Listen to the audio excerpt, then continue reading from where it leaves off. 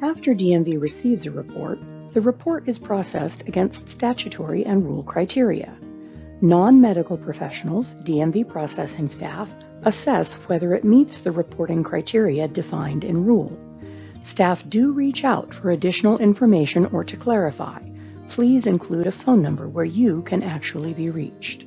The report may be processed under the non-mandatory rule if it doesn't meet mandatory requirements, as mentioned earlier. When a report is rejected, the information in the report and a copy of it is retained for potential use with future reports, which I'll talk more about shortly. Processing takes approximately 1 to 3 days when we're fully staffed. Acceptance or rejection letters are mailed to the reporting provider at the address on the report. Please include the address where you actually receive mail to ensure receiving the acceptance or rejection letter. This can take another 1 to 2 days to issue. A rejected report is not the end of the value for that report. Rule allows DMV to combine the retained rejected report information with another report that would also be rejected, but in combination, the information is sufficient to meet reporting requirements. When accepted, a suspension notice is issued to the driver. The provider receives no additional notification beyond the acceptance or rejection letter.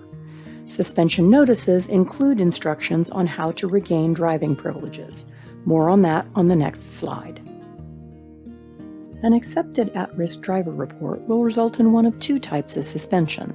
An immediate suspension, which is effective 5 days from the date on the suspension notice, or a non-immediate suspension, which is effective 60 to 90 days from the date on the suspension notice, depending on the reason for the suspension.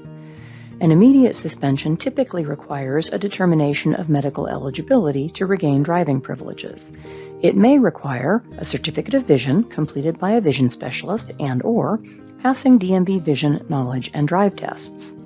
A non-immediate suspension will require one or more of the following: a determination of medical eligibility and/or a certificate of vision completed by a vision specialist and/or passing DMV vision knowledge and drive tests. Suspension notices include requirements that must be met to regain driving privileges. When a determination of medical eligibility is required, a driver medical report form is included with the notice, the right to request a hearing with directions on how to do so, and a dedicated phone number for suspension and requirement-related questions.